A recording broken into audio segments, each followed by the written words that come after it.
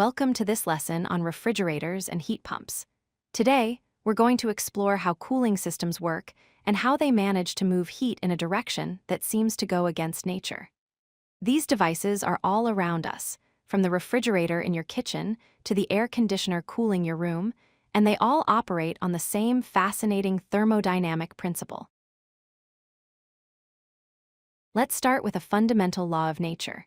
Heat naturally flows from hot objects to cold objects. This is something we observe every day. A hot cup of coffee cools down as heat flows from the coffee to the surrounding air. But here's the challenge. What if we want to do the opposite? What if we want to keep something cold, like the inside of a refrigerator, even though the outside is warmer? This requires moving heat from a cold space to a hot space, which doesn't happen naturally. The solution to this challenge is surprisingly clever. We can't make heat flow backwards on its own, but we can force it to flow backwards by doing work. Think of it like pumping water uphill. Water naturally flows downhill, but with a pump and some energy input, we can move it uphill. Similarly, by applying work through compressing a special fluid called refrigerant, we can pump heat from a cold reservoir to a hot reservoir. This is the core principle behind refrigerators and heat pumps. Every refrigeration system, whether it's a refrigerator or a heat pump, consists of four main components working together in a continuous cycle. First, we have the evaporator, which absorbs heat from the space we want to cool. Second is the compressor, which does the work by compressing the refrigerant. Third is the condenser, which releases heat to the surroundings. And fourth is the expansion valve, which drops the pressure of the refrigerant. Let's examine each of these components in detail. The evaporator is where the cooling actually happens.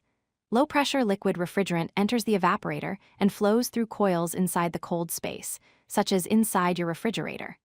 As it flows through, it absorbs heat from the surrounding air, causing the air to cool down. This absorbed heat causes the refrigerant to evaporate, transforming from a liquid into a low-pressure gas. The refrigerant then carries this absorbed heat away to the next component in the cycle.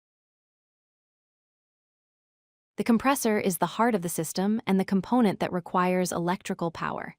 It takes in the low-pressure gas from the evaporator and compresses it. This compression process requires work input, typically from an electric motor. When a gas is compressed, both its pressure and temperature increase significantly. The compressor outputs high-pressure, high-temperature gas, which is now ready to release the heat it's carrying. The condenser receives the hot, high-pressure gas from the compressor. In the condenser, the refrigerant flows through coils that are exposed to the outside environment. Here, the refrigerant releases its heat to the surroundings. You can often feel this warm air if you touch the back of a refrigerator or stand near an air conditioning unit outdoors. As the refrigerant loses heat, it cools down and condenses, changing from a gas back into a high-pressure liquid.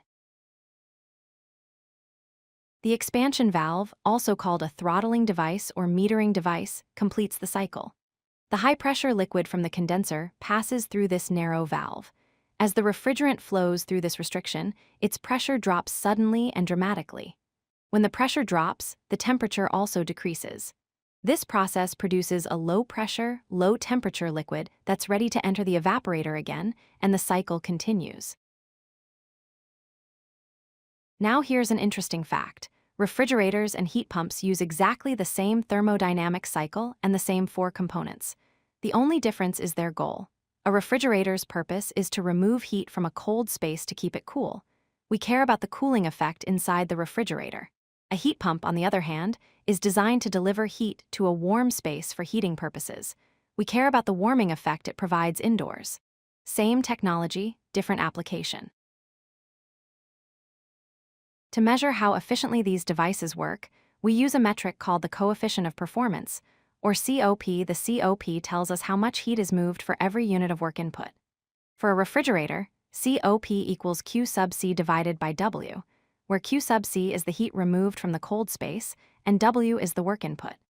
For a heat pump, COP equals Q sub H divided by W, where Q sub H is the heat delivered to the hot space. The higher the COP, the more efficient the device is.